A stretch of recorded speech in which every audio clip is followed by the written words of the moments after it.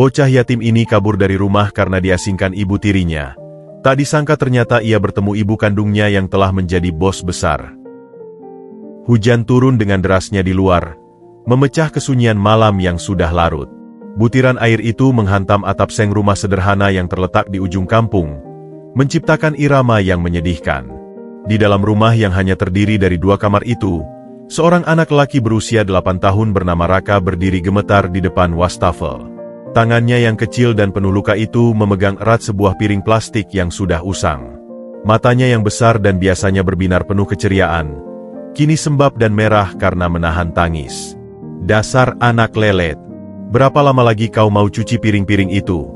teriak Sari, ibu tirinya, dari ruang tamu. Suaranya melengking menusuk telinga, lebih tajam daripada derasnya hujan di luar. "Sudah jam 10 malam, aku ingin tidur. Cepat selesaikan pekerjaanmu." Raka menghela napas pendek, berusaha menenangkan diri. "Sebentar lagi, Bu. Tinggal 3 piring lagi," jawabnya lembut. Suaranya hampir tenggelam oleh gemericik air dan deru angin malam. Tiba-tiba, tangan kecilnya yang basah dan licin karena sabun tak mampu lagi menggenggam. Sebuah piring meluncur dari genggamannya, menghantam lantai semen dengan suara keras yang memecah kesunyian. Pecahan piring plastik itu beterbangan, berserakan di lantai yang basah. Raka membeku. Dadanya berdebar kencang, bagai seekor burung yang terjebak dalam sangkar. Dia tahu apa yang akan terjadi. "Apa yang baru saja kau lakukan?" Sari bergegas dari ruang tamu, wajahnya merah padam karena marah. Matanya menyorot tajam bagai elang yang sedang mengincar mangsanya. "Maaf, Bu. Aku tidak sengaja," kata Raka dengan suara bergetar. Tangannya gemetar hebat, tubuh kurusnya menciut ketakutan. "Tanganku licin karena sabun, dan..." "Alasan," bentak Sari, mendekati Raka dengan langkah mengintimidasi. "Sudah berapa kali kau membuat masalah di rumah ini? Piring terakhir yang kita punya, dan kau pecahkan." Dia meraih lengan Raka dengan kasar. "Dengar baik-baik, Nak. Malam ini kau tidak akan dapat makan. Besok juga tidak. Dan kau akan tidur di gudang seperti anjing yang tidak tahu diri." Raka menunduk. Air matanya akhirnya menetes. "Tapi Bu, aku lapar. Aku belum makan sejak siang." "Diam." Sari menarik lengan Raka lebih keras, menyeretnya ke arah gudang kecil di belakang rumah. "Harusnya kau bersyukur masih kubolehkan tinggal di sini setelah ayahmu meninggal. Anak tidak jelas." Sambil membuka pintu gudang yang reot, Sari mendorong Raka masuk. Ruangan sempit yang gelap dan pengap itu dipenuhi dengan barang-barang bekas dan sarang laba-laba.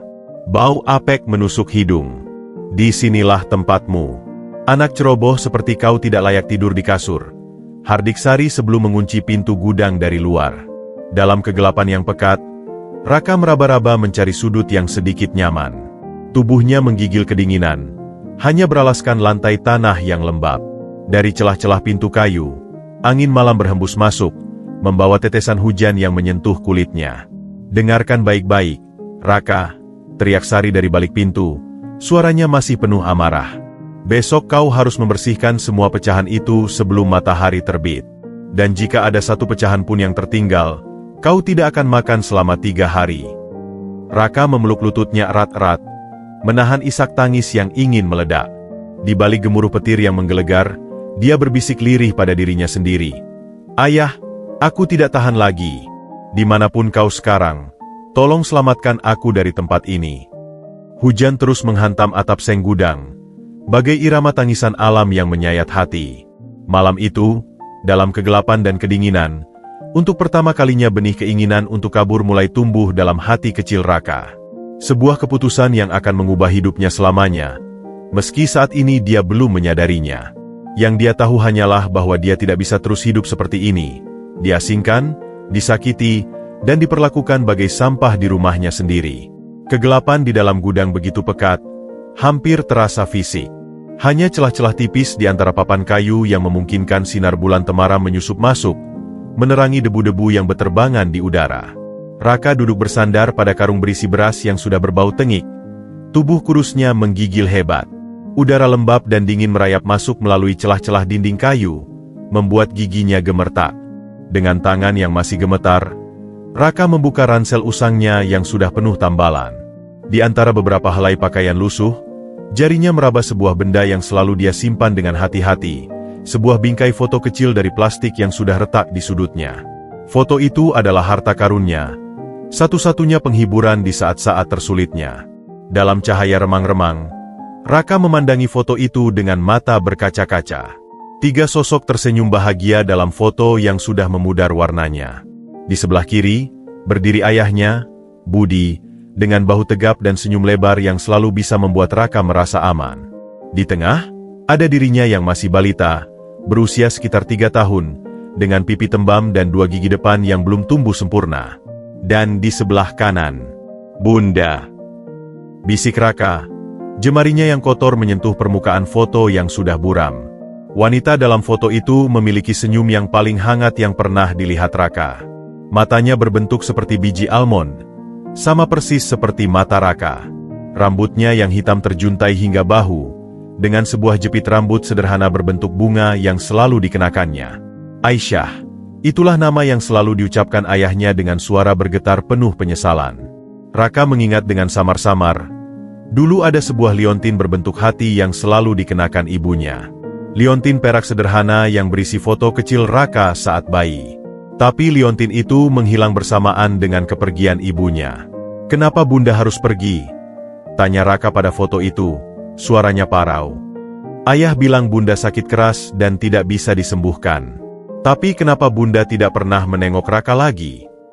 Air mata panas mengalir di pipinya yang kotor. Raka teringat kenangan-kenangan samar dari masa kecilnya. Dia teringat sebuah nyanyian lembut yang selalu dinyanyikan ibunya sebelum tidur. Lagu tentang bintang-bintang dan bulan yang selalu membuatnya terlelap dalam pelukan hangat. Dia teringat aroma khas ibunya, wangi melati yang sederhana namun menenangkan. "Kalau saja Bunda masih di sini," bisik Raka sambil memeluk foto itu ke dadanya. "Pasti Bunda tidak akan membiarkan Raka diperlakukan seperti ini." Tiba-tiba, pintu gudang berderit terbuka. Siluet tubuh Sari muncul dengan membawa sebuah lilin. "Masih belum tidur, dasar anak bandel," hardiknya. Matanya yang tajam menatap Raka yang sedang memeluk foto. "Apa yang kau pegang itu?" tanya Sari dengan suara penuh curiga. "Tidak apa-apa, Bu," jawab Raka berusaha menyembunyikan foto di balik punggungnya. Sari dengan cepat merebut foto dari tangan Raka. "Aha, masih menyimpan foto wanita itu? Kau tahu tidak, dia meninggalkanmu dan ayahmu. Dia tidak pantas disebut ibu." "Bunda tidak seperti itu," protes Raka dengan berani, untuk pertama kalinya membela ibunya. "Ayah bilang Bunda baik sekali. Bunda pergi karena sakit." Sari tertawa sinis. "Sakit? Ya, memang dia sakit. Sakit jiwa. Dia tidak waras sampai mau meninggalkan keluarganya sendiri." Itu adalah pertama kalinya Raka mendengar versi cerita yang berbeda tentang kepergian ibunya. Selama ini, ayahnya selalu mengatakan bahwa ibunya pergi berobat keluar kota dan tidak pernah kembali karena meninggal dunia. Bunda tidak waras." Raka memandang Sari dengan kebingungan. "Ya, dia gila. Makanya dia pergi dan tidak pernah kembali." Sari melemparkan foto itu ke lantai tanah. "Sekarang tidur.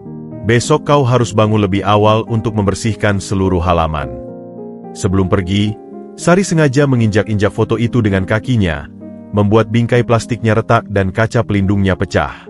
Pintu gudang dikunci kembali, meninggalkan Raka dalam kegelapan yang lebih dalam dari sebelumnya. Dengan hati hancur, Raka merangkak ke arah foto yang tergeletak di lantai. Dengan sangat hati-hati, dia membersihkan kotoran yang menempel di atas wajah ibunya. "Bunda tidak gila," bisik Raka sambil mencium foto yang sudah rusak itu. "Ayah bilang Bunda adalah wanita terbaik yang pernah dia kenal." Tapi keraguan mulai tumbuh dalam benaknya. Kenapa ada 2 versi cerita yang berbeda? Kenapa ayahnya tidak pernah mau bercerita detail tentang kepergian ibunya? Dan yang paling penting, kenapa tidak ada satupun kenangan jelas tentang proses pemakaman ibunya? Raka berbaring di atas karung beras, memandangi celah-celah atap yang memperlihatkan bintang-bintang di langit. Sebuah tekad mulai tumbuh dalam hatinya. Suatu hari nanti, ketika dia sudah besar, dia akan mencari tahu kebenaran tentang ibunya. Apakah ibunya benar-benar sudah meninggal? Atau, Bunda, dimanapun kau berada, bisik Raka sebelum akhirnya terlelap, tolong jaga Raka. Raka sangat merindukanmu. Dalam tidurnya, Raka bermimpi tentang seorang wanita dengan senyum hangat dan mata berbentuk biji almond, menyanyikan lagu tentang bintang-bintang dan bulan. Wanita itu memeluknya erat dan berbisik, "Mama sayang Raka, selalu dan selamanya." Mimpi itu terasa begitu nyata, hingga ketika Raka terbangun keesokan paginya, masih terasa kehangatan pelukan itu di hatinya. Kenangan tentang ibunya, meski samar dan tertutup kabut misteri, menjadi sumber kekuatan baginya untuk bertahan di hari-hari sulit yang akan datang. 3 hari telah berlalu sejak insiden piring pecah, tapi bagi Raka, rasanya seperti 3 musim yang panjang dan menyiksa. Tubuhnya yang sudah kurus kini semakin ringkih, perutnya keroncongan menahan lapar, dan bibirnya pecah-pecah akibat dehidrasi. Sari benar-benar menepati ancamannya. Tidak setetes pun air atau sebutir nasi diberikan pada Raka selama 3 hari penuh. Hanya sesekali, saat Sari pergi ke pasar, Raka berhasil menyelinap ke sumur dan minum air seadanya untuk bertahan hidup. Hari ketiga itu adalah hari yang paling panas dalam minggu itu. Matahari menyengat dengan kejam, membuat udara di dalam gudang yang pengap itu terasa seperti oven. Raka terbaring lemah di atas karung beras. Matanya berkunang-kunang. Dalam benaknya, bayangan ayahnya yang selalu melindungi dan ibunya yang penuh kasih silih berganti dengan wajah Sari yang penuh kebencian. "Ayah!" Raka tidak kuat lagi. Bisiknya lirih. Suaranya parau dan hampir tak terdengar. Tiba-tiba, pintu gudang dibuka dengan kasar. Sari berdiri di sana dengan tangan di pinggang. Wajahnya masam seperti biasa. "Bangun, pemalas. Hari ini kau harus membereskan gudang ini sampai bersih. Aku mau menaruh barang-barang baru di sini," perintah Sari tanpa sedikit pun belas kasihan. Raka mencoba bangun, tapi tubuhnya limbung. "Bu, aku haus. Bolehkah aku minum?" Sari mendecakkan lidah kesal. Sudah 3 hari saja tidak makan minum, langsung lemas? Dasar anak cengeng. Ayahmu dulu bisa tidak makan seminggu saat merantau. "Itu tidak mungkin, Bu," bantah Raka dengan sisa tenaga yang ada. "Tubuh manusia butuh air setiap hari." "Jangan bantah ibu," bentak Sari, matanya melotot. "Kau pikir kau siapa? Anak kecil yang tahu apa? Sekarang, dengarkan baik-baik. Aku akan pergi ke rumah nenekmu di desa sebelah. Aku baru kembali besok pagi. Selama aku pergi, kau harus membereskan seluruh gudang ini. Jika tidak..." Sari menunjuk ke tumpukan barang-barang yang berdebu. "Kau akan kukirim ke panti asuhan. Aku sudah tidak tahan dengan kelakuanmu." Raka menatap Sari dengan mata berkaca-kaca.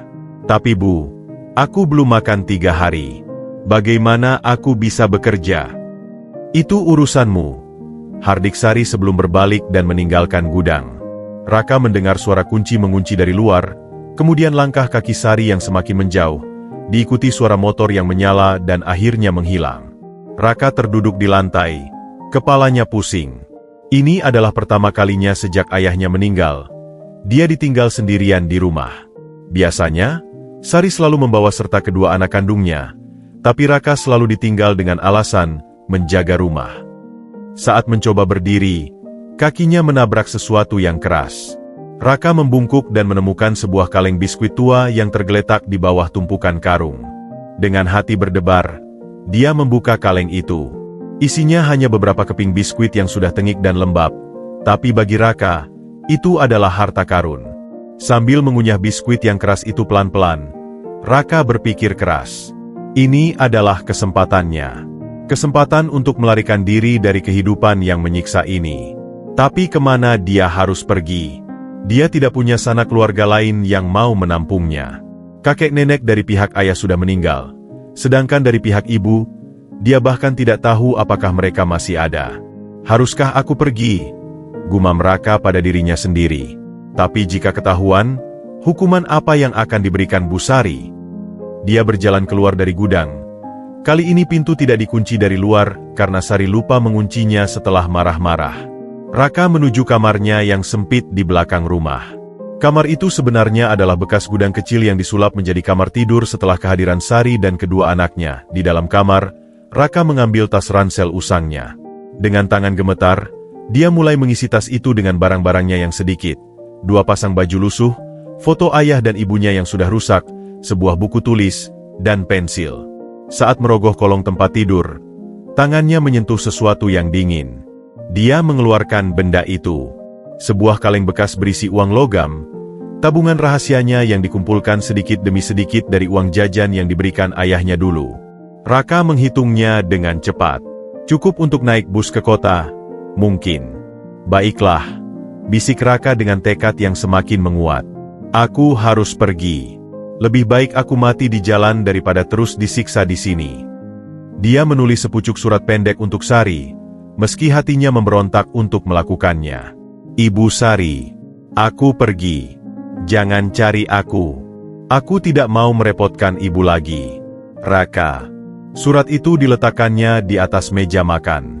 Dengan tas di punggung dan sisa keberanian yang terkumpul, Raka melangkah keluar dari rumah yang sudah tidak lagi terasa seperti rumah. Dia berhenti sejenak di depan pintu, melihat ke belakang untuk terakhir kalinya. Rumah sederhana itu menyimpan begitu banyak kenangan, baik dan buruk. Kenangan bahagia bersama ayahnya, dan kenangan pahit setelah kepergian ayahnya. Maafkan Raka, ayah, bisiknya sambil menatap langit. Raka harus pergi. Dia berjalan menyusuri jalan kampung yang sepi. Matahari tenggelam, menyisakan senja yang jingga. Raka tidak tahu pasti kemana tujuannya, tapi satu hal yang dia yakini, dimanapun dia berakhir, pasti lebih baik daripada tinggal di rumah yang penuh penderitaan itu. Kota, gumam Raka pada dirinya sendiri. Aku akan pergi ke kota. Di sana pasti ada pekerjaan untuk anak seusiaku. Atau mungkin ada panti asuhan yang mau menerimaku. Dia terus berjalan, meninggalkan kampung halamannya, meninggalkan kehidupan lamanya. Setiap langkah kakinya yang kecil semakin menjauh dari masa lalu yang kelam, menuju masa depan yang tidak pasti. Hidup atau mati, tekad Raka sambil menatap jalan di depannya. Aku akan mencoba bertahan. Untuk ayah, untuk bunda, dan untuk diriku sendiri. Langit semakin gelap, bintang-bintang mulai bermunculan. Raka terus melangkah, seorang anak kecil 8 tahun yang nekat mengarungi dunia sendirian, dengan hanya sebuah tas usang dan harapan tipis akan kehidupan yang lebih baik. Kaki kecil Raka terhuyung-huyung di atas trotoar yang basah oleh gerimis sore. Setelah berjalan hampir 3 jam, dia akhirnya mencapai pinggiran kota. Pandangannya yang selama ini hanya terbatas pada jalanan kampung yang sempit dan sepi, kini dibombardir oleh pemandangan yang sama sekali asing. Gedung-gedung tinggi menjulang seolah menyentuh langit, kendaraan lalu lalang dengan klakson nyaring yang saling bersahutan, dan ribuan orang berjalan cepat dengan wajah-wajah masam yang tidak peduli sekitarnya. Raka merasa seperti semut yang tersesat di tengah hutan beton. Suara bising kota membuat telinganya berdenging, dan bau asap kendaraan membuatnya ingin batuk. Dia menyempil di sudut sebuah toko yang sudah tutup, berusaha mengambil napas dan menenangkan diri. Tidak usah takut, Raka, bisiknya pada diri sendiri sambil memegang erat tali tas ranselnya. Kamu kuat. Ayah selalu bilang kamu anak yang kuat. Tapi perutnya yang sudah keroncongan sejak tadi mengingatkannya pada realita yang dihadapi. Uang di dalam kalengnya mungkin cukup untuk naik bus, tapi tidak cukup untuk membeli makanan. Dia harus mencari tempat untuk berteduh dan sesuap makanan sebelum malam tiba. Dengan langkah gamang, Raka menyusuri trotoar. Matanya awas mencari tempat yang mungkin memberinya pertolongan. Dia melewati sebuah warung makan yang aromanya membuat air liurnya nyaris menetes. Seorang wanita gemar yang sedang membersihkan meja meliriknya dengan curiga. Bibi, sapa Raka dengan suara kecil. Bolehkah saya minta sesuap nasi? Saya sudah 3 hari tidak makan. Pergi sana, anak jalanan. Bentak wanita itu sambil melambaikan tangan seperti mengusir anjing. Jangan menghalangi usaha orang. Raka mundur ketakutan, hatinya sakit tertusuk. Ini pertama kalinya dia meminta-minta, dan penolakan itu terasa begitu pedih. Dia melanjutkan perjalanan dengan kepala tertunduk, air mata mulai menggenang di matanya. Saat melewati sebuah gang sempit, dia melihat beberapa anak sebayanya sedang memungut botol plastik dan kardus bekas. Seorang anak laki-laki yang lebih besar mendekatinya. "Hei, kamu baru ya?" tanya anak itu. Wajahnya kotor tapi matanya bersahabat. Raka mengangguk pelan. Saya dari kampung. Baru sampai di kota." "Nama gue Andi," kata anak itu sambil mengulurkan tangan. "Kamu mau cari kerjaan? Bisa masuk sama kita. Cari botol bekas dan kardus. Nanti dijual ke Pak Ros." Raka memandang Andi dengan harapan baru. Berapa uang yang didapat?" "Tergantung banyaknya. Kalau beruntung, bisa dapat 5.000 buat makan," jawab Andi sambil tersenyum. "Tapi hari ini udah sore, susah cari yang banyak. Besok pagi aja kita mulai." Tapi Raka tidak punya waktu sampai besok. Perutnya sudah melilit lapar. "Saya harus cari makan sekarang," katanya lirih. Andi menghela napas. "Ya sudah, ikut gue. Gue tahu tempat yang biasanya nyisain makanan." Mereka berjalan menyusuri ganggang sempit, hingga sampai di belakang sebuah restoran. Aroma makanan sisa yang sudah bercampur dengan sampah membuat Raka agak mual, tapi lapar mengalahkan segalanya. "Di sini kadang ada makanan yang masih bagus," kata Andi sambil membongkar sebuah kantong sampah. "Tapi hati-hati sama security. Mereka suka marah kalau ketahuan." Dengan perasaan campur aduk antara malu dan putus asa, Raka membantu Andi mencari makanan yang masih layak makan. Akhirnya mereka menemukan beberapa potong roti yang hanya sedikit basi dan 2 buah apel yang sudah memar. "Duduk sini," ajak Andi ke sebuah bangku beton di ujung gang. "Makan dulu, jangan dipikirin rasanya. Yang penting perut kenyang." Raka menerima roti itu dengan tangan gemetar. Air matanya akhirnya tumpah. "Terima kasih, Andi. Kamu baik sekali." "Sudah, jangan nangis," kata Andi sambil menepuk punggung Raka. "Di kota ini, kita anak jalanan harus saling bantu. Gue dulu juga baru dateng kayak kamu." Sambil mengunyah roti basi yang terasa seperti makanan terlezat dalam hidupnya, Raka bercerita tentang kepergiannya dari rumah. Andi mendengarkan dengan serius.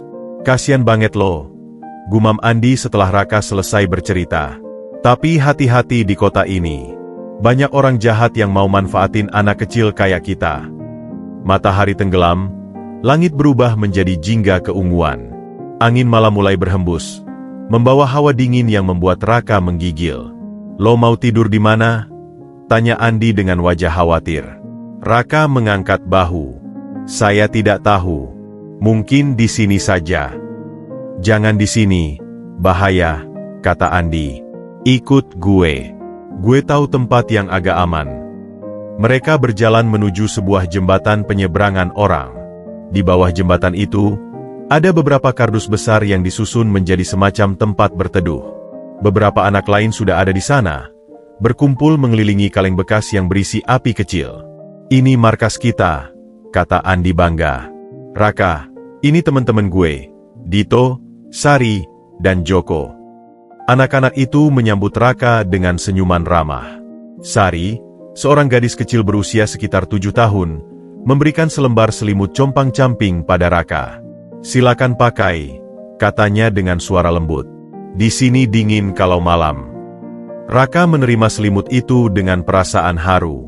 Meski mereka hidup dalam kemiskinan, tapi masih ada kemanusiaan dan solidaritas di antara mereka. Malam itu, berbaring di atas kardus tipis dengan perut yang masih sedikit keroncongan, Raka memandang bintang-bintang yang bersinar redup di antara cahaya kota.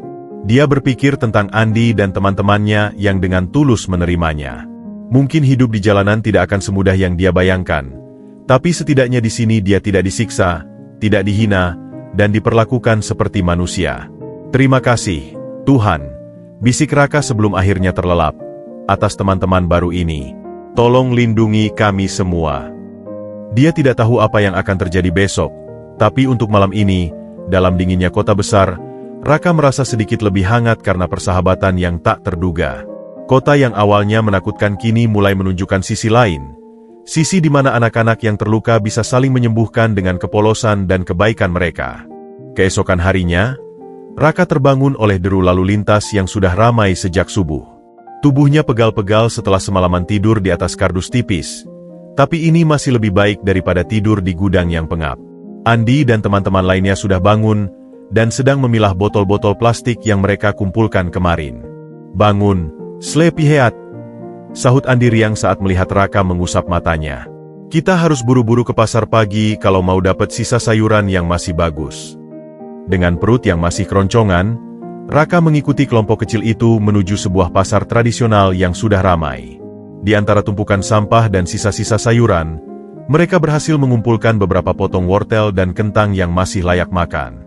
Hari itu terasa sedikit lebih cerah bagi Raka, setidaknya dia tidak sendirian lagi.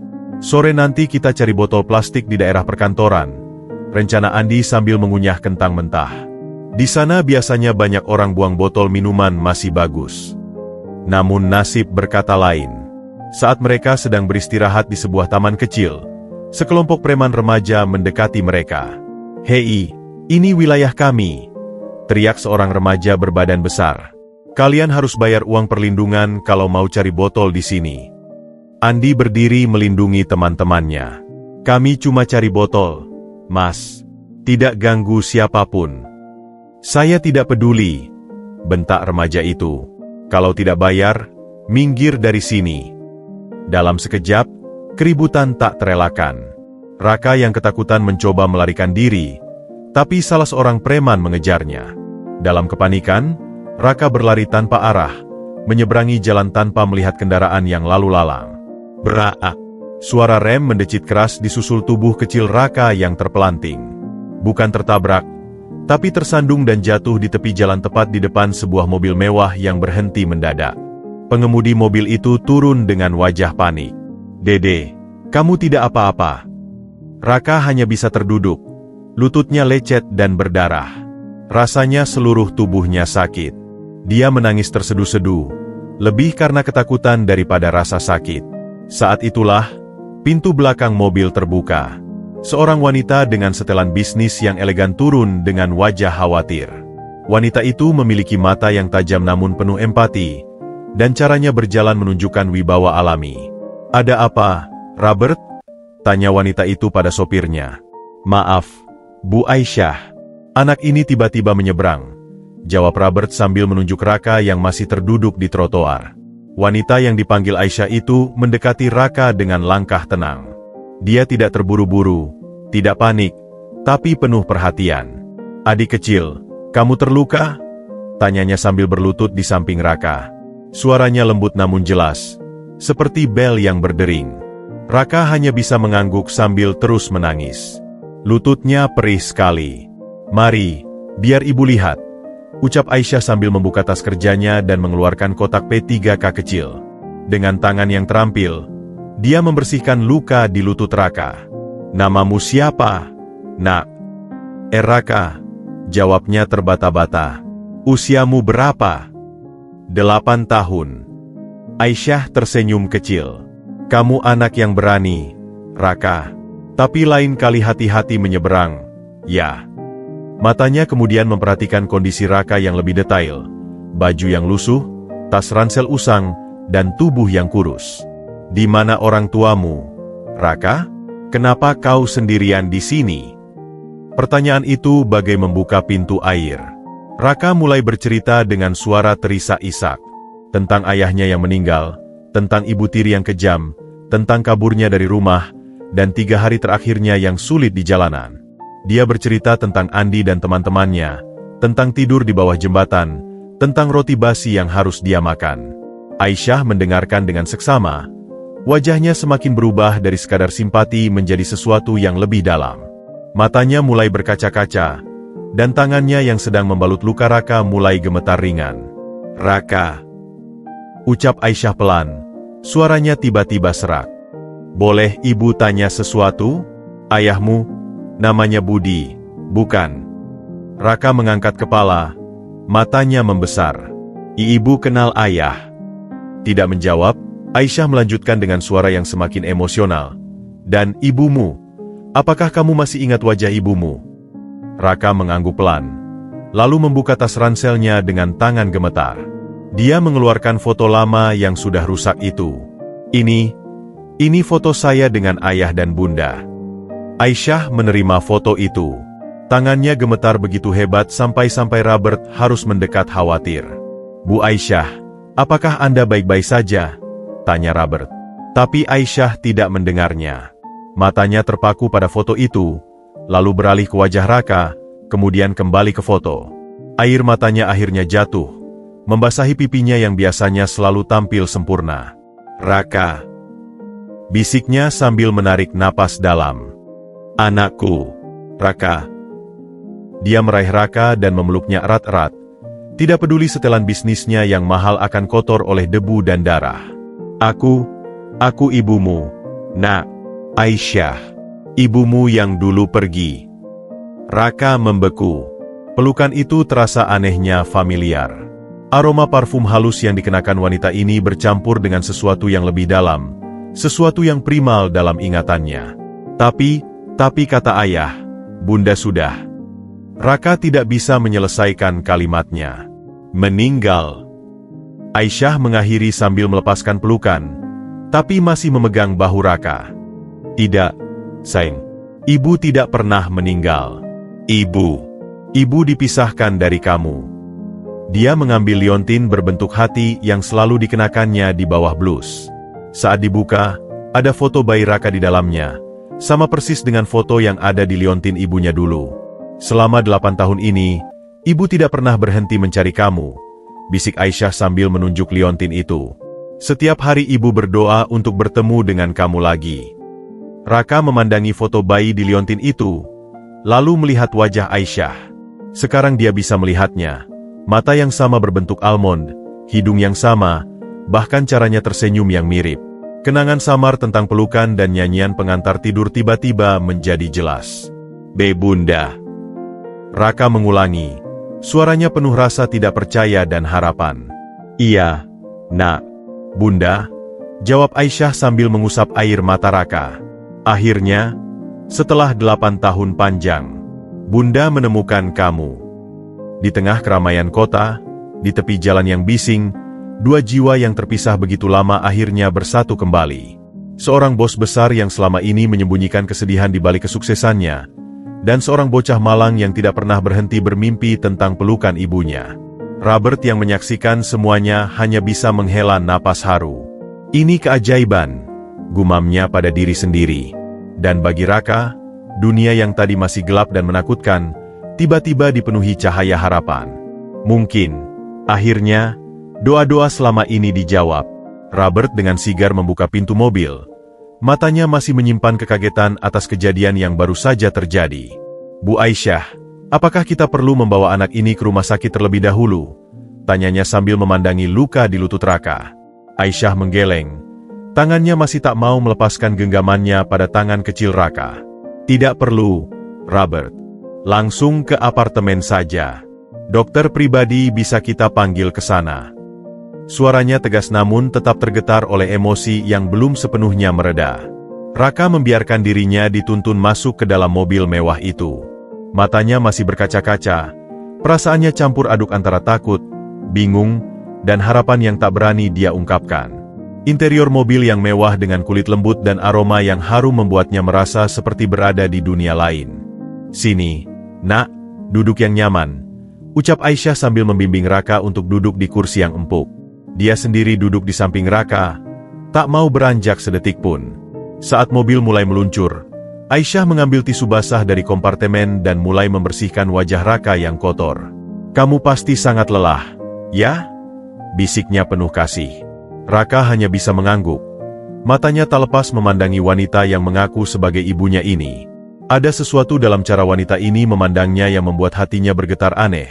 Sebuah perasaan aman yang sudah lama tidak dia rasakan. Boleh saya lihat liontinnya lagi?" tanya Raka dengan suara kecil. Aisyah tersenyum lembut. "Tentu saja, sayang." Dengan hati-hati dia membuka liontin berbentuk hati itu dan menyerahkannya pada Raka. "Lihat, ini kamu waktu masih bayi. Usia 6 bulan. Raka memandangi foto bayi dalam liontin itu. Memang ada kemiripan, tapi dia masih ragu. "Tapi," kata ayah, "Bunda sudah meninggal." Katanya Bunda sakit keras dan tidak bisa disembuhkan. Aisyah menarik napas dalam, wajahnya berubah sedih. Raka, ada banyak hal yang harus Bunda ceritakan padamu. Tapi pertama-tama, dia mengeluarkan telepon genggamnya dan membuka sebuah album foto digital. Lihat ini. Di layar telepon itu, Raka melihat foto-foto seorang wanita muda, yang tak lain adalah Aisyah yang lebih muda, sedang menggendong seorang bayi, menyuapi anak kecil, dan bermain di taman. Semua foto itu menampilkan momen antara wanita itu dan seorang anak yang tak lain adalah dirinya sendiri saat balita. Ini saya, gumam Raka tak percaya. Iya, sayang. Ini kamu waktu usia 2 tahun, kata Aisyah sambil mengusap punggung Raka. Kamu ingat tidak? Dulu kita sering pergi ke taman dekat rumah? Kamu suka sekali main ayunan. Raka mengernyitkan dahi, mencoba mengingat. Ada bayangan samar tentang seorang wanita mendorongnya di ayunan, tentang tawa riang dan rasa bahagia. Tapi selama ini dia mengira itu adalah kenangan tentang bibinya, atau mungkin hanya hayalannya saja. Bunda benar-benar tidak meninggal? Tanya Raka sekali lagi, suaranya bergetar penuh harap. Aisyah memeluk Raka erat. Tidak, sayang. Bunda tidak pernah meninggal. Bunda. Suaranya tercekat. Bunda dipaksa pergi. Mobil sudah sampai di depan sebuah apartemen megah. Robert membuka pintu dan membantu mereka turun. Aisyah tak mau melepaskan tangan Raka, seolah takut kalau dia akan menghilang lagi. Di dalam lift yang membawa mereka ke lantai paling atas, Aisyah terus memandangi Raka dengan mata berbinar-binar. Kamu mirip sekali dengan ayah, ucapnya tiba-tiba. Tapi matamu mirip sekali dengan Bunda.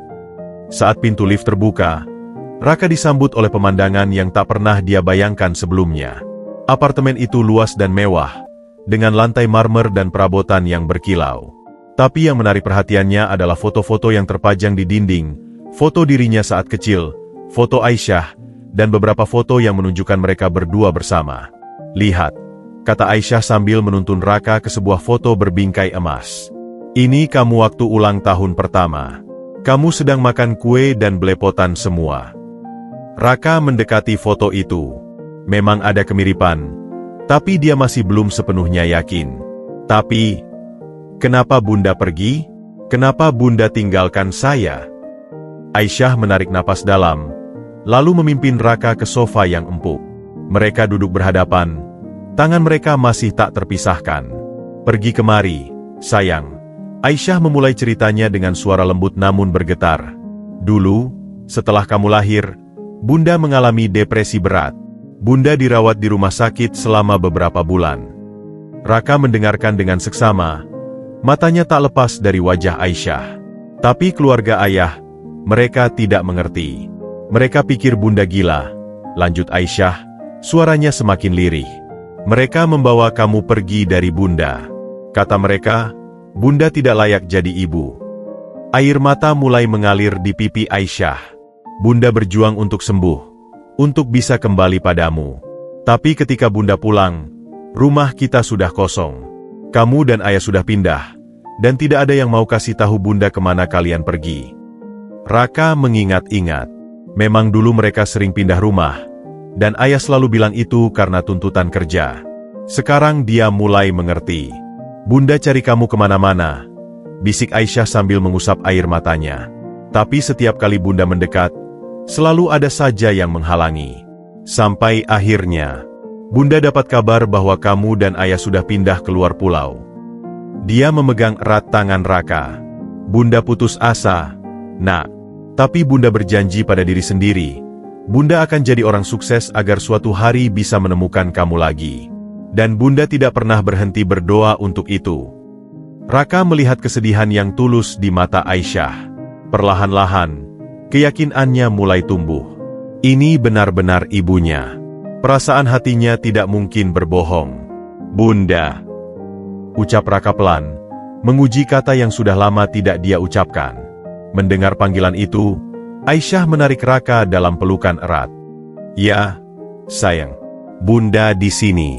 Akhirnya, setelah 8 tahun, mereka berpelukan erat. Air mata bahagia bercampur sedih membasahi bahu masing-masing. Robert yang berdiri di kejauhan hanya bisa tersenyum haru melihat pemandangan yang mengharukan ini. Selamat datang di rumah, Nak, bisik Aisyah sambil mencium kening Raka. Akhirnya kamu kembali ke pelukan Bunda. Pelukan mereka terasa seperti keabadian. Untuk pertama kalinya dalam 8 tahun, Aisyah merasakan kembali kehangatan anaknya dalam pelukannya. Sedangkan Raka, yang selama ini hanya bisa memimpikan pelukan ibu, kini merasakannya dalam kenyataan.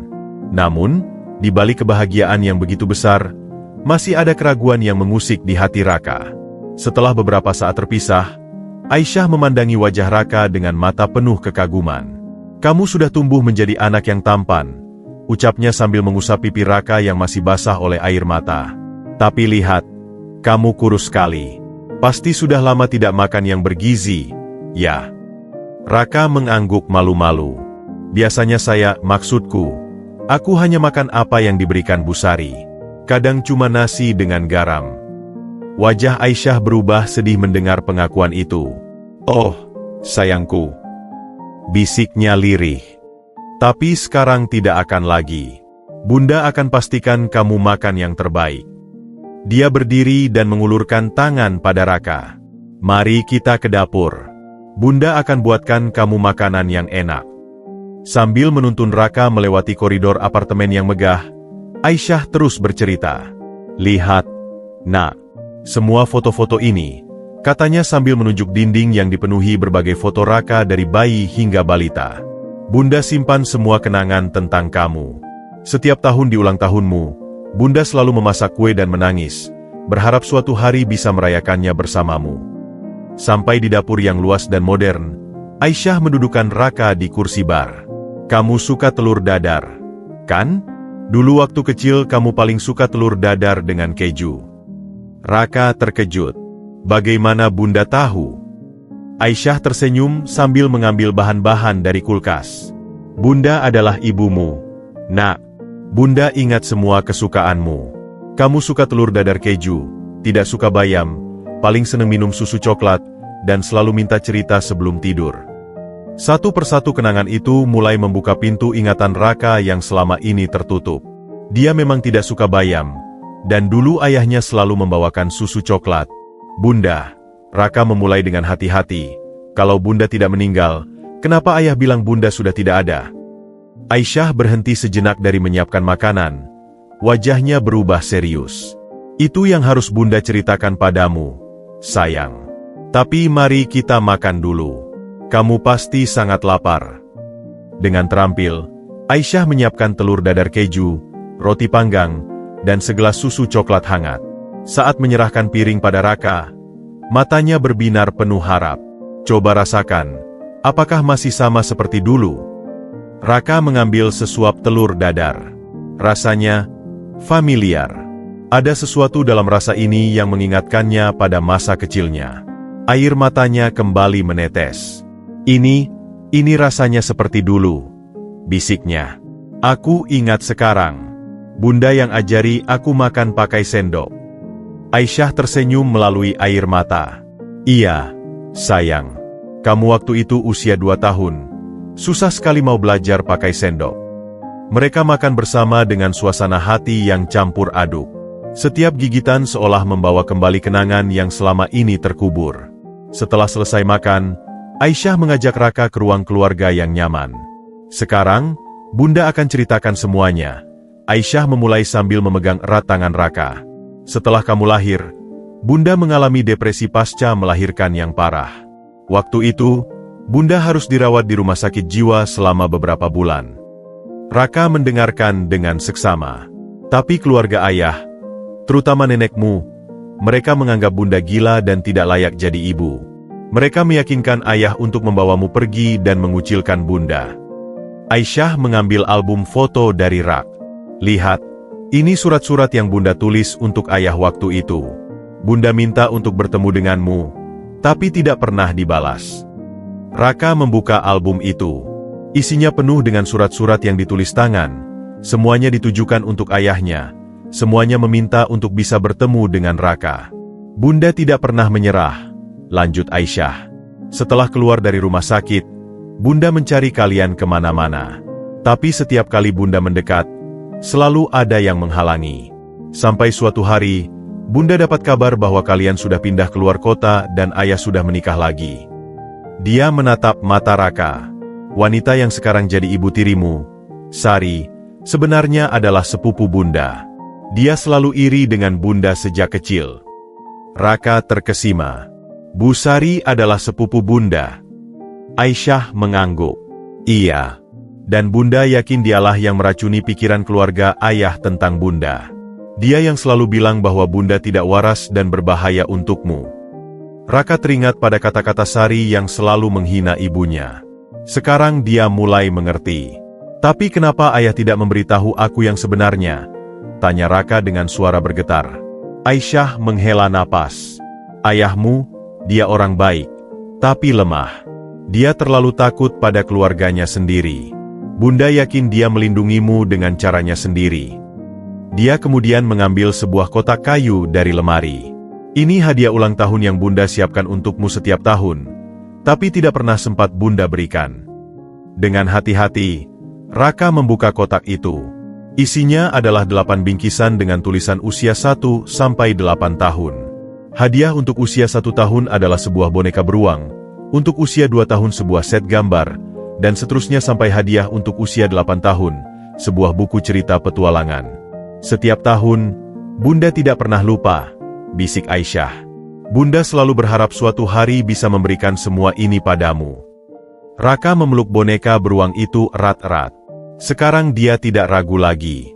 Ini benar-benar ibunya. Hanya seorang ibu yang bisa menyimpan cinta dan kerinduan sebesar ini. Bunda, Raka melempar diri ke pelukan Aisyah. Maafkan aku karena tidak ingat wajah Bunda. Aduh, sayang, Aisyah memeluknya erat. Itu bukan salahmu. Kamu masih terlalu kecil waktu kita dipisahkan. Mereka duduk berpelukan lama sekali, saling mengisi kekosongan yang selama 8 tahun menghantui hidup mereka. Bunda janji, bisik Aisyah sambil mencium kening Raka, tidak akan ada lagi yang memisahkan kita. Mulai hari ini, Bunda akan melindungimu selalu. Raka mengangguk. Perasaannya lega sekaligus bahagia. Akhirnya, setelah sekian lama, dia menemukan tempatnya yang sebenarnya, dalam pelukan ibu kandungnya sendiri. Tidur saja dulu, sayang, ajak Aisyah. Besok kita akan bicara banyak hal. Bunda akan perkenalkan kamu pada dunia Bunda, dan kita akan mulai hidup baru bersama. Malam itu, untuk pertama kalinya sejak ayahnya meninggal, Raka tidur dengan perasaan aman dan dicintai. Dan untuk pertama kalinya dalam 8 tahun, Aisyah tidak perlu menangis sendiri merindukan anaknya. Matahari pagi menyusup melalui tirai jendela apartemen mewah, menyinari wajah Raka yang sedang terlelap pulas di atas kasur empuk. Untuk pertama kalinya dalam berbulan-bulan, dia tidak terbangun karena mimpi buruk atau kedinginan. Perlahan, matanya terbuka, dan untuk sesaat dia bingung dengan lingkungan asing di sekitarnya. Kemudian ingatannya kembali. Ibu. Dia telah menemukan ibunya. Dia benar-benar ada di sini, bisik Raka pada diri sendiri, masih tak percaya. Dia meraba boneka beruang yang diberikan Aisyah tadi malam, memastikan semuanya nyata. Tiba-tiba, ada ketukan lembut di pintu. Raka? Sayang, sudah bangun? Suara Aisyah terdengar dari balik pintu. Sudah, Bunda, jawab Raka sambil bergegas membuka pintu. Aisyah berdiri di sana dengan senyum hangat, membawa nampan berisi sarapan. Bunda buatkan kamu sarapan spesial. Masih ingat tidak? Dulu kamu suka sekali pankek dengan madu. Mereka makan sarapan bersama di balkon apartemen yang menghadap ke seluruh kota. Pemandangan dari ketinggian membuat Raka sedikit pusing, tapi juga takjub. Bunda, Raka memulai setelah mereka selesai makan. Bisakah Bunda ceritakan lebih banyak tentang dulu? Kenapa tepatnya Bunda harus pergi?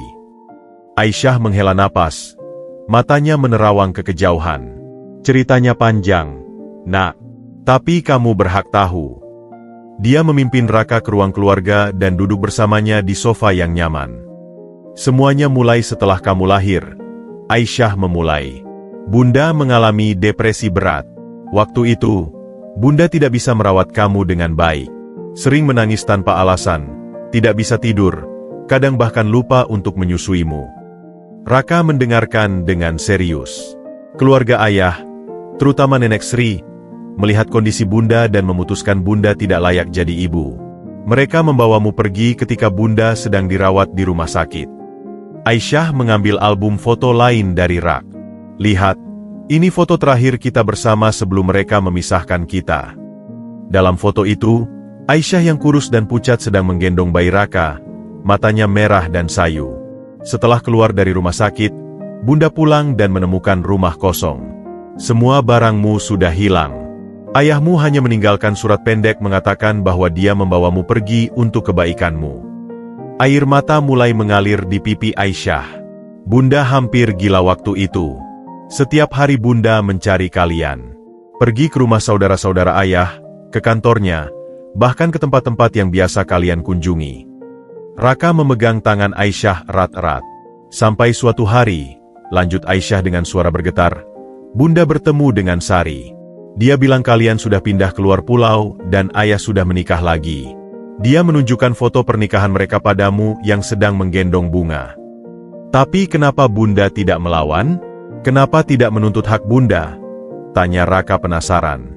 Aisyah tersenyum getah. Bunda coba, Nak. Bunda menyewa pengacara terbaik waktu itu. Tapi keluarga ayah punya uang dan pengaruh yang lebih besar. Mereka menunjukkan laporan dokter bahwa Bunda tidak stabil secara mental, dan hakim memutuskan hak asuh penuh untuk ayah. Dia berdiri dan mengambil sebuah kotak dokumen dari lemari besi. Lihat, ini semua dokumen perjuangan hukum Bunda waktu itu. Raka membuka kotak itu. Isinya penuh dengan dokumen pengadilan, laporan medis, dan surat-surat hukum. Setelah kalah di pengadilan, Bunda jatuh sangat dalam. Tapi suatu malam, Bunda bermimpi tentang kamu. Kamu memanggil-manggil Bunda. Dan Bunda sadar, Bunda harus kuat. Bunda harus menjadi orang sukses agar bisa menemukan kamu lagi. Aisyah kemudian menceritakan perjuangannya membangun bisnis dari nol. Mulai dari jualan kue, kemudian menjadi supplier bahan makanan, sampai akhirnya bisa mendirikan perusahaan catering yang sekarang menjadi salah satu yang terbesar di kota. Selama itu semua, Bunda tidak pernah berhenti mencari kamu, ucap Aisyah sambil menunjukkan sebuah map berisi laporan investigasi swasta. Setiap tahun Bunda menyewa detektif untuk mencari tahu keberadaan kalian. Raka membuka map itu. Isinya laporan-laporan investigasi dari berbagai kota, dengan foto-foto ayahnya dan dirinya yang sudah remaja. Tapi kenapa detektif ini tidak pernah berhasil menemukan kami? Tanya Raka. Aisyah menghela napas panjang. Sekarang Bunda tahu kenapa. Ternyata Sari sengaja memberikan informasi yang salah. Setiap kali detektif Bunda mendekat, dia selalu tahu dan memindahkan kalian.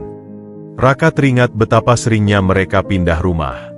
Ayah selalu bilang itu karena tuntutan kerja, tapi sekarang dia mengerti. Bunda, Raka memandangi Aisyah dengan mata berbinar. Selama ini Bunda tidak pernah menikah lagi. Aisyah menggeleng, tersenyum lembut. Hati Bunda hanya untuk kamu, sayang. Bunda tidak bisa membuka hati untuk orang lain ketika anak Bunda masih hilang. Mereka duduk dalam hening sejenak, masing-masing merenungkan betapa kejamnya takdir yang memisahkan mereka. Tapi sekarang kita sudah bersama, ucap Raka akhirnya, memegang tangan Aisyah. Dan aku tidak akan pernah meninggalkan Bunda lagi. Aisyah menarik Raka dalam pelukan hangat. Bunda juga, Nak. Bunda janji akan melindungi kamu selalu. Tidak ada lagi yang akan memisahkan kita. Saat mereka berpelukan, telepon Aisyah berdering. Setelah berbicara sebentar, dia menutup telepon dengan wajah serius. Ada apa, Bunda? Tanya Raka khawatir. Tadi pagi Bunda sudah melaporkan Sari ke polisi atas tuduhan penganiayaan anak dan penelantaran, jawab Aisyah. Itu tadi polisi. Mereka sudah menemui Sari di rumah. Raka merasa dadanya sesak. Apa yang akan terjadi pada Bu Sari? Itu tergantung hukum, sayang. Tapi Bunda akan pastikan dia tidak bisa menyakiti anak lain lagi. Raka memandangi wajah Aisyah yang tegas. Untuk pertama kalinya, dia melihat sisi lain dari ibunya. Seorang wanita kuat yang tidak akan membiarkan siapapun menyakiti orang yang dicintainya. Bunda kuat sekali, bisik Raka takjub. Aisyah tersenyum, matanya berkaca-kaca. Kekuatan Bunda datang dari cinta pada kamu. Nak, selama 8 tahun, bayanganmu yang membuat Bunda terus bertahan. Mereka duduk berpelukan lama sekali, menikmati kebersamaan yang selama ini direnggut dari mereka. Meski masa lalu mereka penuh luka, tapi setidaknya sekarang mereka memiliki masa depan bersama. Bunda, Raka memecah kesunyian. Besok bisakah kita pergi ke makam ayah? Aku ingin memperkenalkan Bunda pada ayah. Aisyah terkejut, lalu tersenyum lembut. Tentu saja, sayang. Bunda juga ingin memberitahu ayah bahwa akhirnya kita sudah berkumpul kembali. Untuk pertama kalinya dalam 8 tahun, hati Aisyah merasa lengkap. Dan untuk pertama kalinya dalam setahun, Raka merasa memiliki tempat yang benar-benar disebut rumah. Setelah percakapan emosional mereka, Aisyah memutuskan untuk mengajak Raka berbelanja. Kita harus belikan kamu baju-baju baru, sayang. Dan segala keperluan lain untuk kamarmu, ujarnya sambil menatap baju lusuh yang masih dikenakan Raka. Raka menggeleng ragu-ragu. Tidak usah, Bunda.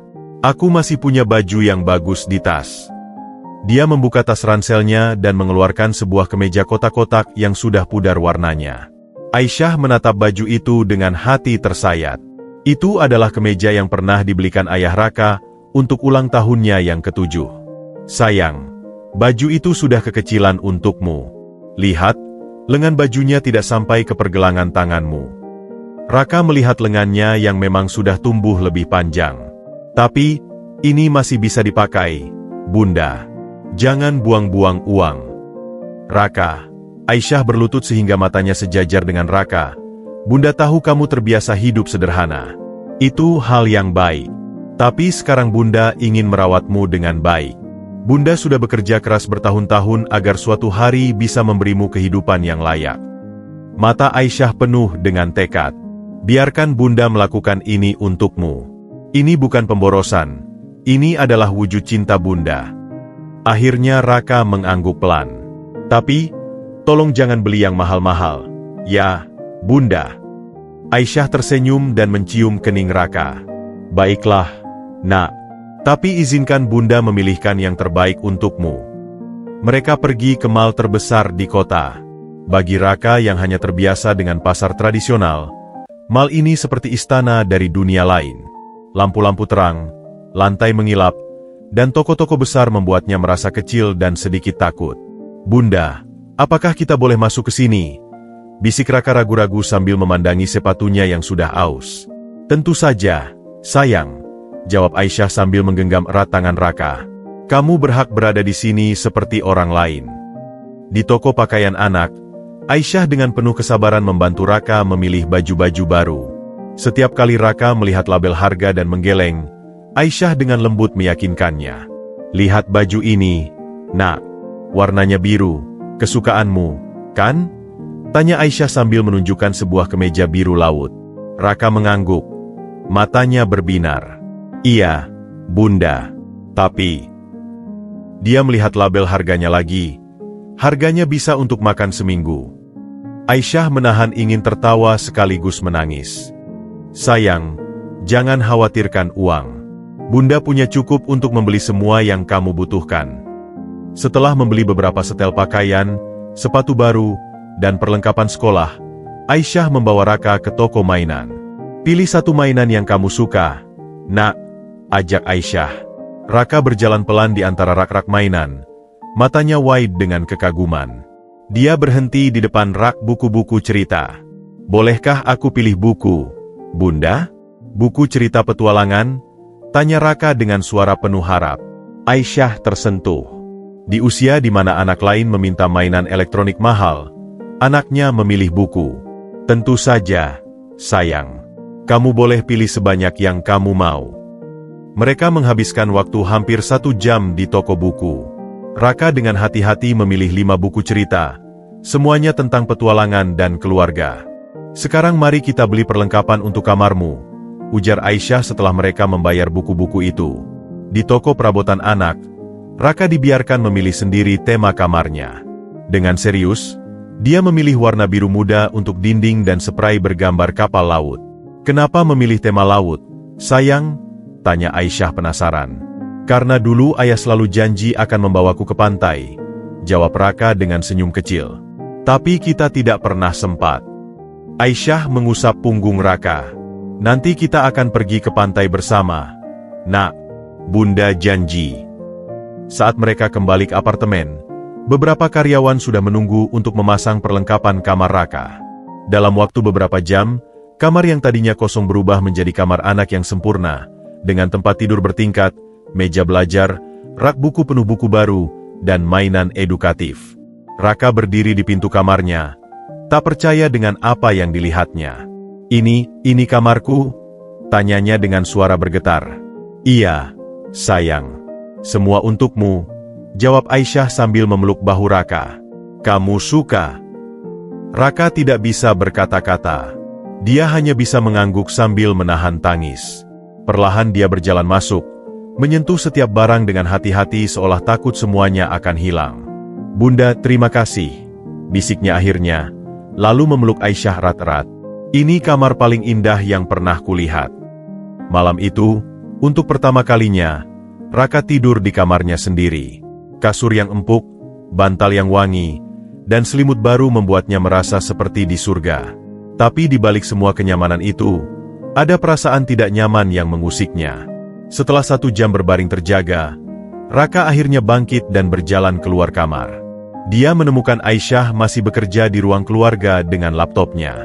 "Bunda," panggilnya pelan. Aisyah langsung menutup laptopnya. "Ada apa, sayang? Kenapa belum tidur?" Raka menunduk malu. Bisakah aku tidur dengan Bunda malam ini? Aku masih tidak terbiasa." Wajah Aisyah melembut. "Tentu saja, Nak. Mari." Malam itu, mereka tidur berpelukan di kamar Aisyah. Dalam pelukan ibunya, Raka akhirnya bisa tidur dengan nyenyak. "Selamat tidur, anakku," bisik Aisyah sambil mencium kening Raka. "Bunda mencintaimu." "Bunda juga, Bunda," balas Raka dengan mengantuk sebelum akhirnya terlelap dalam damai. Disinilah, dalam kehangatan pelukan ibunya, Raka mulai memahami arti sebenarnya dari sebuah rumah. Bukan tentang kemewahan atau barang-barang baru, tapi tentang rasa aman dan dicintai. Dan untuk pertama kalinya dalam hidupnya, dia merasa benar-benar berada di rumah. Sementara Raka tengah menikmati hari pertamanya dalam kehidupan baru, puluhan kilometer dari sana, di rumah sederhana di pinggiran kota, Sari justru merasakan gelisah yang semakin menjadi-jadi. Pagi itu, dia terbangun dengan perasaan tidak enak, seperti ada sesuatu yang akan terjadi. "Dimas, Sari kecil, ayo bangun, sudah siang," teriak Sari pada kedua anak kandungnya yang masih terlelap. "Ibu harus pergi ke pasar, nanti kalian sarapan sendiri ya." Sejak Raka pergi, kehidupan Sari sebenarnya menjadi lebih tenang. Tidak ada lagi anak yang harus dimarahi, tidak ada lagi tambahan mulut yang harus diberi makan. Tapi justru ketiadaan Raka membuatnya semakin gelisah. Setiap ada ketukan pintu, dadanya berdebar-debar. Setiap telepon berdering, tangannya gemetar. "Siapa yang akan mengurus cucian dan membersihkan rumah sekarang?" gerutu Sari sambil menyapu lantai dengan kasar. Anak tidak tahu diri, pergi begitu saja tanpa pamit. Tapi di lubuk hatinya yang paling dalam, Sari tahu ada sesuatu yang tidak beres. Kenapa tidak ada kabar sama sekali dari Raka? Apakah dia benar-benar bisa bertahan sendirian? Atau jangan-jangan, tiba-tiba, pintu depan diketuk dengan keras. "Ibu Sari, bisa buka sebentar?" Sari membeku. Itu suara Bu RT, tetangganya yang paling cerewet. Dengan hati was-was, dia membuka pintu. "Ada apa, Bu RT?" tanya Sari berusaha tenang. Bu RT berdiri di depan pintu dengan tangan di pinggang. "Saya mau tanya, Ibu Sari, sudah seminggu lebih saya tidak lihat Raka. Kemana dia?" Sari menghela napas, berusaha terlihat biasa saja. "Oh, Raka? Dia saya kirim ke pesantren, Bu. Di luar kota, biar dapat pendidikan agama yang baik." Bu RT mengerutkan kening. "Pesantren? Tapi anak itu baru saja ditinggal ayahnya. Tidak kasihan dikirim jauh-jauh?" "Demi kebaikannya juga, Bu," jawab Sari cepat. "Dia sudah mulai nakal-nakal.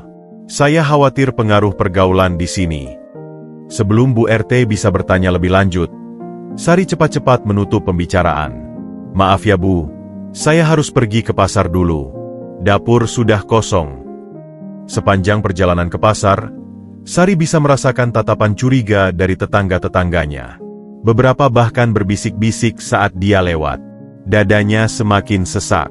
Sial, kenapa mereka semua ikut campur? Geram Sari dalam hati. Di pasar, saat sedang menawar harga ikan, tiba-tiba seorang wanita mendekatinya. Ibu Sari, betul tidak? Ibu yang tinggal di Jalan Melati. Sari mengangguk ragu-ragu. Iya, ada yang bisa saya bantu. Wanita itu mengeluarkan kartu identitas. Saya dari Dinas Sosial. Kami dapat laporan tentang seorang anak bernama Raka yang diduga mengalami penelantaran. Boleh kami berbicara sebentar? Wajah Sari langsung pucat. Laporan? Dari siapa? Itu tidak penting, Ibu. Yang penting kami perlu memastikan keadaan Raka. Bisakah kami bertemu dengannya? Tanya wanita itu dengan sopan namun tegas. Sari berusaha tenang. Raka sedang tidak di rumah. Dia saya kirim ke pesantren. Bisa beritahu alamat pesantrennya? Kami perlu melakukan verifikasi. Pinta wanita dari Dinas Sosial itu. Maaf, saya tidak membawa alamatnya. Lagi pula, itu pesantren tradisional yang tidak tercatat di mana-mana. Jawab Sari dengan gugup. Sekarang saya harus pergi. Anak-anak saya menunggu di rumah. Dia cepat-cepat pergi meninggalkan pasar, bahkan tanpa membeli apa yang dia butuhkan. Jantungnya berdebar kencang. Siapa yang melaporkannya? Apakah Bu RT? Atau tetangga yang lain? Sesampainya di rumah, Sari langsung mengunci semua pintu dan jendela. Dia mengambil telepon dan mencoba menghubungi seseorang. Bang Jono, saya butuh bantuan, bisiknya saat telepon diangkat. Ada masalah dengan anak tiri saya. Dari seberang telepon, suara laki-laki kasar menjawab. Masalah apa lagi? Bukannya anak itu sudah kamu usir? Bukan itu. Ada yang melaporkan saya ke Dinas Sosial. Katanya saya menelantarkan anak. Jelas Sari dengan suara gemetar. Lapor saja dia kabur. Kamu tidak tahu kemana perginya. Saran Bang Jono. Tapi mereka tidak akan percaya. Ada saksi-saksi yang melihat saya memperlakukan dia dengan kasar. Keluh Sari. Ya sudah, cari saja anak itu. Bawa pulang, lalu urus surat untuk masukkan panti asuhan. Legalkan saja, kata Bang Jono sebelum menutup telepon.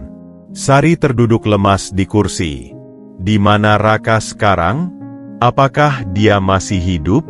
Atau jangan-jangan sudah? Tiba-tiba, telepon berdering lagi. Dengan gemetar, Sari mengangkatnya. Ibu Sari? Suara di seberang telepon terdengar resmi. Saya dari kepolisian sektor. Kami perlu bertemu dengan ibu mengenai laporan hilangnya seorang anak bernama Raka. Sari hampir menjatuhkan telepon. Oh, polisi. Iya, Bu. Bisa kami datang ke rumah ibu sore ini? Tunggu. Saya sedang tidak di rumah. Saya harus menjemput anak saya. Bual Sari cepat-cepat. Bisa kita bertemu besok? Setelah mencatat janji pertemuan, Sari menutup telepon dengan tangan gemetar. Ini sudah menjadi-jadi. Polisi sudah turun tangan. Mama, kenapa Mama pucat sekali? Tanya Dimas, anak sulungnya yang berusia 10 tahun. Tidak ada apa-apa, Nak. Mama hanya pusing. Jawab Sari sambil memeluk Dimas. Kamu tidak bilang apa-apa pada siapa-siapa tentang Raka? Ya. Dimas mengangguk, tapi matanya menunjukkan ketidakpercayaan. Tapi kata teman-teman, Raka kabur karena Mama jahat padanya. Sari menatap anaknya dengan syok. Siapa yang bilang begitu? Semua orang bilang begitu, Ma. Kata mereka Mama sering memukul Raka dan tidak memberinya makan. Jawab Dimas polos. Sekarang Sari menyadari betapa dalam masalahnya. Bukan hanya pihak berwajib yang mencurigainya, tapi bahkan tetangga dan anaknya sendiri pun tahu perlakuan buruknya pada Raka. Mama tidak jahat, sayang. Mama hanya mendidik Raka agar jadi anak yang baik, beralas Sari lemah. Tapi di matanya yang polos, Dimas masih terlihat ragu. Tapi kenapa Mama tidak pernah memukul aku dan adik seperti memukul Raka? Pertanyaan polos itu bagai tamparan keras bagi Sari. Dia tidak bisa menjawab. Dia hanya memeluk Dimas erat-erat, sambil berusaha menenangkan dirinya sendiri yang sedang kalut. Malam itu, Sari tidak bisa tidur. Setiap suara kecil membuatnya terjaga. Setiap bayangan membuatnya ketakutan. Dalam kesendiriannya, untuk pertama kalinya dia merasakan penyesalan yang dalam. Seandainya dulu aku tidak terlalu keras pada anak itu, bisiknya pada kegelapan. Tapi penyesalan itu datang terlalu terlambat. Roda hukum sudah mulai bergerak, dan Sari tahu dia tidak bisa menghindar selamanya. Yang bisa dia lakukan sekarang adalah berharap Raka tidak akan pernah ditemukan, atau menemukan Raka sebelum pihak berwajib melakukannya. Dengan tekad baru, Sari mulai merencanakan caranya untuk mencari Raka. Tapi dia tidak tahu bahwa pencariannya akan membawanya pada pertemuan dengan seseorang yang paling tidak ingin dia temui, seseorang dari masa lalunya yang sudah lama dia kubur. 2 hari telah berlalu sejak kunjungan tak terduga dari dinas sosial dan telepon dari kepolisian. Sari menghabiskan waktu dengan mengunci diri di rumah, mencoba merencanakan langkah selanjutnya. Ketakutan telah berubah menjadi kepanikan yang menggerogoti pikirannya. Tidak bisa terus begini, gumam Sari pada diri sendiri pagi itu. Dia memandangi foto lama yang terselip di antara dokumen-dokumen. Foto itu menunjukkan dirinya yang lebih muda berdiri di samping seorang wanita dengan senyum cerah, Aisyah, sepupunya yang sudah lama hilang dari kehidupannya. Tiba-tiba, terlintas pikiran mengerikan dalam benaknya. Jangan-jangan, tidak mungkin. Itu mustahil. Tapi semakin dipikir, semakin masuk akal. Siapa lagi yang akan peduli dengan Raka selain orang yang memiliki ikatan darah? Siapa lagi yang akan berani melaporkannya ke pihak berwajib? Dengan tangan gemetar, Sari mengambil telepon dan menghubungi seorang kenalan lama. Bu, saya perlu bantuan. Bisa tolong cari tahu apakah Aisyah? Ya, Aisyah yang dulu, apakah dia masih tinggal di kota? Sementara itu, di apartemen mewah pusat kota, Aisyah dan Raka sedang bersiap untuk kunjungan penting. Pagi itu, Aisyah telah memutuskan bahwa sudah waktunya untuk menghadapi masa lalu. Raka, sayang, panggil Aisyah sambil memasuki kamar Raka yang baru. Bunda perlu bicara serius dengan kamu. Raka yang sedang asyik membaca buku baru di tempat tidurnya, langsung menutup buku dan duduk tegak. Ada apa, Bunda? Kamu terlihat khawatir. Aisyah duduk di samping Raka, memegang erat tangan anaknya. Bunda sudah menghubungi pengacara kita. Besok kita akan melaporkan Sari secara resmi ke polisi. Tapi sebelum itu, Bunda rasa kita perlu kembali ke rumah lamamu. Raka langsung ketakutan. Ke rumah? Bertemu Bu Sari? Tidak, Bunda. Aku tidak mau. Tenang, sayang. Aisyah memeluk Raka. Bunda akan bersama kamu. Dan Robert juga akan ikut. Kita perlu mengambil barang-barangmu yang masih ada di sana. Dan Bunda perlu menghadapi Sari. Tapi kenapa harus bertemu? Bukankah lebih baik langsung melalui polisi? Tanya Raka dengan mata penuh ketakutan. Aisyah menghela napas. Karena Bunda perlu menutup masa lalu kita. Nak, Bunda perlu memberitahu Sari bahwa dia tidak bisa menyakiti kita lagi.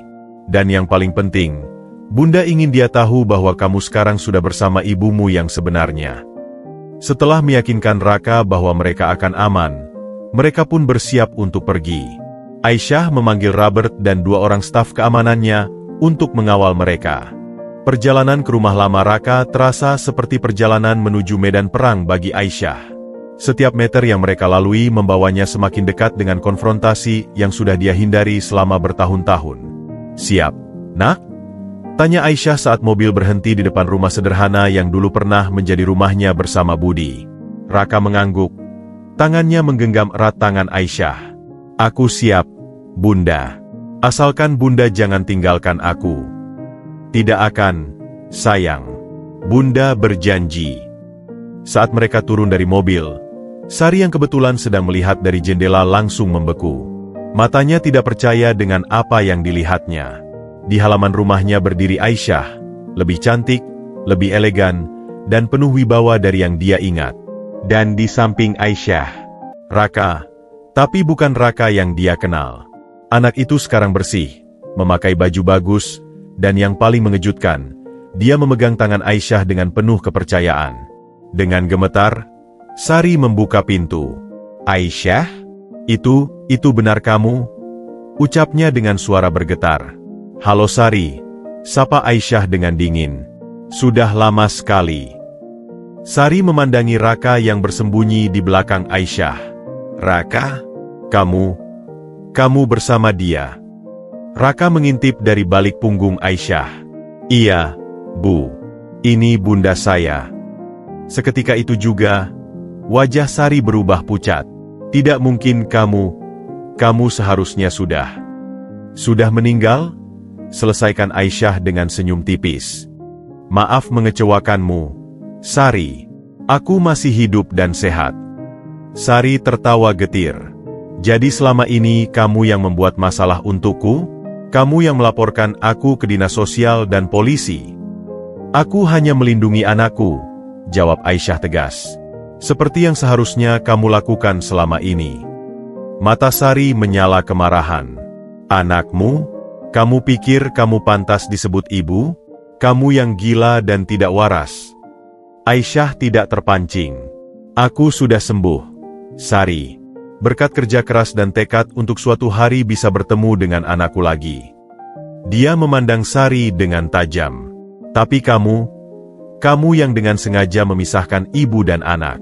Kamu yang meracuni pikiran Budi dan keluarganya tentang aku." "Itu tidak benar," bantah Sari, tapi suaranya goyah. "Oh, benar." Aisyah mengeluarkan selembar dokumen dari tasnya. "Ini laporan medis yang asli dari dokternya dulu. Aku hanya mengalami depresi pasca melahirkan, bukan gila seperti yang kamu katakan pada keluarga Budi." Raka yang selama ini diam, tiba-tiba memberanikan diri untuk berbicara. "Kenapa ibu berbohong tentang bunda? Kenapa ibu bilang bunda sudah meninggal?" Sari memandangi Raka dengan kompleks. Karena itu lebih baik untukmu. Ibumu tidak waras. Dia bisa menyakitimu." "Bohong," teriak Raka dengan berani. "Bunda baik sekali. Bunda tidak pernah menyakiti aku. Justru ibu yang selalu memukul aku, tidak memberi aku makan, dan menyuruh aku tidur di gudang." Sari terkesiap, tidak menyangka Raka akan berani melawannya. "Dasar anak tidak tahu terima kasih. Selama ini aku yang merawatmu, memberimu tempat tinggal." "Merawat?" Aisyah tidak bisa menahan amarahnya lagi. "Kamu menyiksa anakku. Kamu menelantarkannya. Lihat ini." Aisyah menunjukkan foto-foto luka di tubuh Raka yang dia dokumentasikan beberapa hari sebelumnya. "Ini hasil perawatanmu?" Sari melihat foto-foto itu dengan wajah pucat. Itu karena dia nakal. Tidak ada alasan untuk menyiksa anak," hardik Aisyah. "Dan sekarang, kamu akan menghadapi konsekuensinya." Saat itu juga, sebuah mobil polisi berhenti di depan rumah. 2 orang polisi turun dan menghampiri mereka. "Ibu Sari?" tanya salah satu polisi. "Kami dari kepolisian sektor. Kami perlu ibu untuk ikut dengan kami untuk pemeriksaan terkait laporan penelantaran dan penganiayaan anak." Sari melihat ke sekeliling dengan panik. Aisyah yang penuh kebencian, Raka yang ketakutan, dan sekarang polisi. Dia merasa terjebak. "Ini semua kesalahanmu, Aisyah!" teriak Sari penuh amarah. "Dulu kamu merebut perhatian keluarga, sekarang kamu merebut anak itu."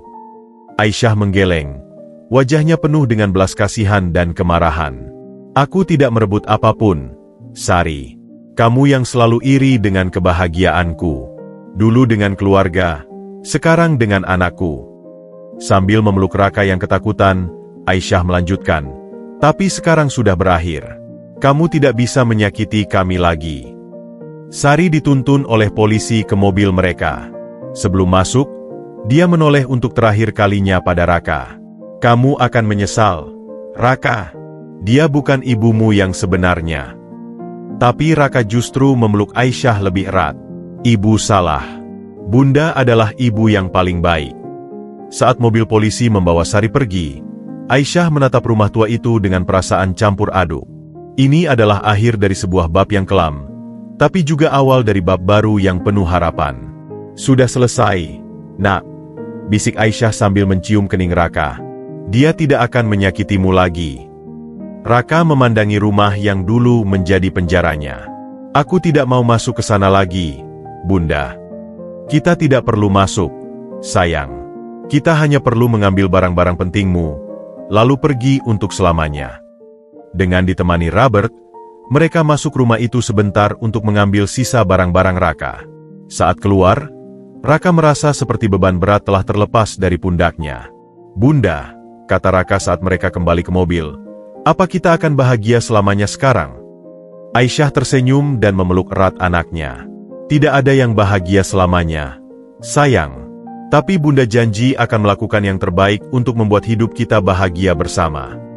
Mobil meninggalkan lingkungan itu, membawa mereka menjauh dari masa lalu yang kelam, menuju masa depan yang cerah. Bagi Raka, ini adalah pembebasan. Bagi Aisyah, ini adalah penutupan. Dan bagi Sari, ini adalah awal dari keadilan yang sudah lama tertunda. Keesokan harinya, Aisyah memutuskan untuk mulai membereskan barang-barang Raka yang berhasil mereka selamatkan dari rumah Sari. Sebuah kardus besar berisi pakaian, buku, dan beberapa kenangan kecil diletakkan di tengah ruang keluarga apartemen. Marilah kita lihat apa yang bisa kita simpan dan apa yang harus kita buang, sayang, ujar Aisyah sambil duduk di lantai bersila di sebelah kardus. Raka mengangguk dengan wajah sedikit muram. Sebenarnya, aku tidak ingin melihat barang-barang itu, Bunda. Semuanya mengingatkanku pada masa-masa sulit. Aisyah memahami perasaan anaknya. Terkadang, Nak, kita harus menghadapi masa lalu untuk bisa benar-benar melupakannya. Mari kita lakukan bersama-sama. Dengan hati-hati, mereka mulai mengeluarkan isi kardus. Sebagian besar adalah pakaian usang yang sudah tidak layak pakai, beberapa buku pelajaran yang sudah sobek-sobek, dan mainan-mainan sederhana yang sudah rusak. Lihat, Bunda, ini semua barang-barang jelek, kata Raka dengan sedih. Ayah dulu selalu berjanji akan membelikanku mainan baru, tapi setelah menikah dengan Bu Sari. Aisyah memegang tangan Raka. Kita tidak perlu memikirkan itu lagi. Sekarang Bunda di sini untukmu. Saat mereka hampir selesai, Raka tiba-tiba menarik sebuah kotak kayu kecil dari dasar kardus. Apa ini? Aku tidak pernah melihat kotak ini sebelumnya. Kotak itu terkunci rapat dan terlihat sudah tua. Di atasnya terukir inisial B dan A, Budi dan Aisyah. Wajah Aisyah berubah pucat. Itu kotak kenangan Bunda dan ayahmu. Bunda pikir sudah hilang selamanya. Dengan hati berdebar, Aisyah mengambil kotak itu. Kunci kotak ini seharusnya, di sini. Dari lehernya, dia membuka liontin yang selalu dikenakannya dan mengeluarkan sebuah kunci kecil yang tersembunyi di dalamnya. Bunda selalu menyimpan kunci ini, berharap suatu hari bisa membuka kotak ini lagi, bisik Aisyah dengan suara bergetar. Dengan tangan gemetar, Aisyah membuka kotak itu. Isinya membuat mereka berdua terkesima. Tumpukan surat yang masih tersegel rapi, foto-foto pernikahan Aisyah dan Budi, dan sebuah buku harian. Bunda, ini surat-surat Bunda untuk ayah, tanya Raka penasaran. Aisyah menggeleng, matanya mulai berkaca-kaca. Tidak, sayang. Ini surat-surat ayah untuk Bunda. Dia mengambil satu surat dan membacanya dengan suara bergetar. Aisyah sayangku, hari ini adalah hari ke-107 sejak mereka membawamu pergi. Aku masih tidak bisa memaafkan diriku sendiri karena membiarkan mereka melakukannya. Raka terus menangis memanggil-manggilmu setiap malam. Aku berjanji akan membawamu pulang, apapun yang terjadi. Raka terduduk diam, tidak percaya dengan apa yang didengarnya. Ayah menulis surat untuk Bunda. Aisyah membuka surat-surat lainnya. Semuanya berisi curahan hati Budi yang merindukan Aisyah, penuh penyesalan karena telah membiarkan keluarganya memisahkan mereka. Selama ini, Selama ini aku mengira ayah sudah melupakan bunda, bisik Aisyah sambil menahan isakannya.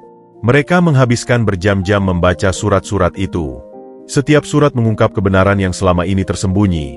Budi tidak pernah berhenti mencintai Aisyah, dia terus berusaha menemukannya, tetapi selalu dihalangi oleh keluarganya dan Sari. Lihat ini, Bunda, seru Raka tiba-tiba. Dia menemukan sebuah surat yang berbeda dari yang lain, lebih baru dan ditulis dengan tulisan tangan yang tidak rata. Untuk Raka, anakku tercinta, jika kamu membaca surat ini, berarti ayah sudah tiada. Ayah minta maaf karena tidak bisa melindungimu dari Sari.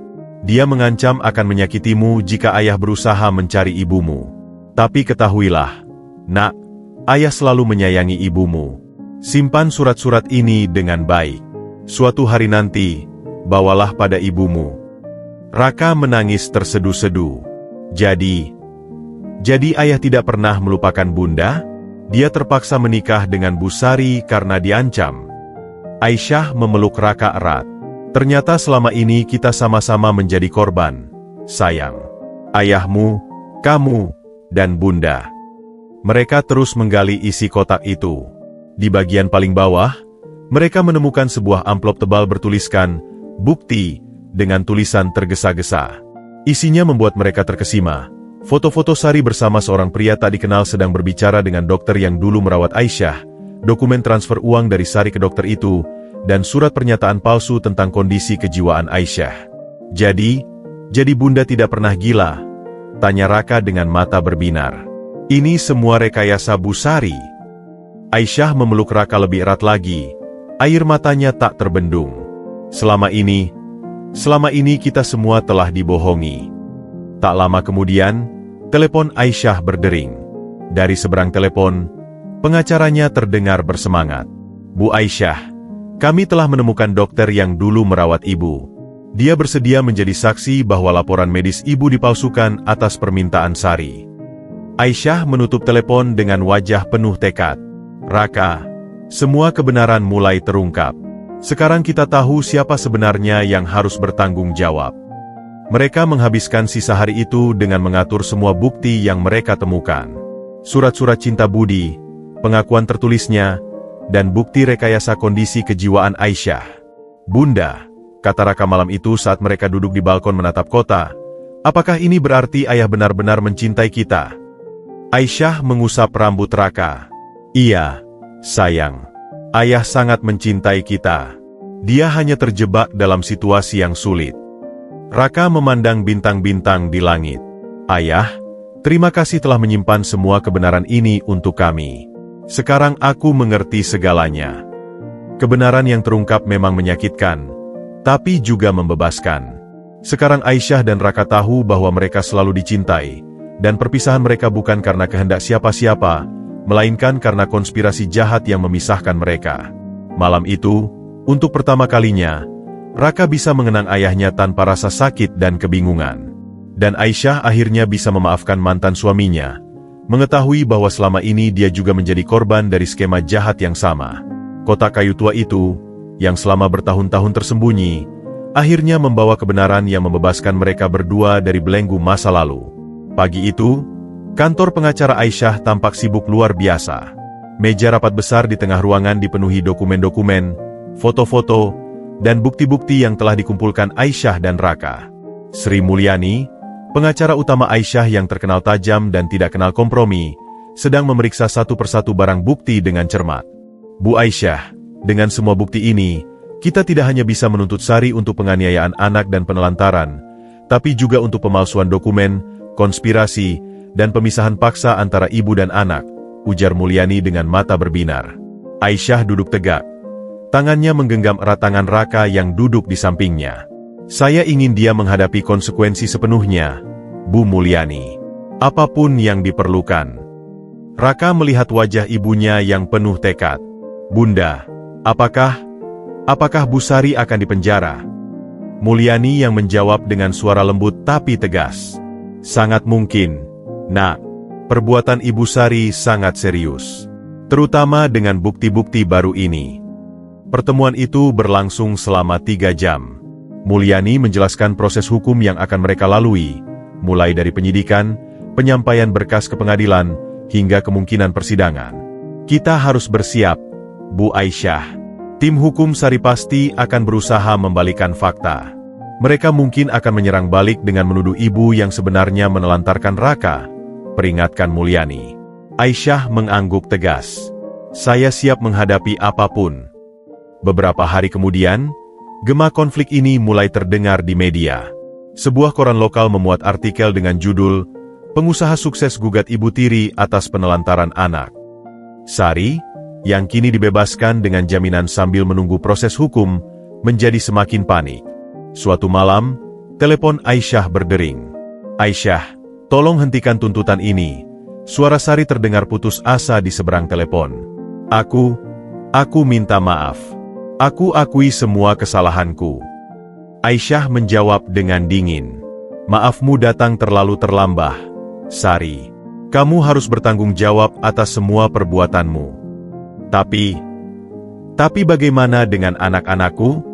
Mereka akan kehilangan ibunya," rengek Sari. "Sama seperti aku yang dulu kehilangan anakku karena ulahmu," balas Aisyah tanpa ampun sebelum menutup telepon. Raka yang mendengar pembicaraan itu memandang ibunya dengan mata berkaca.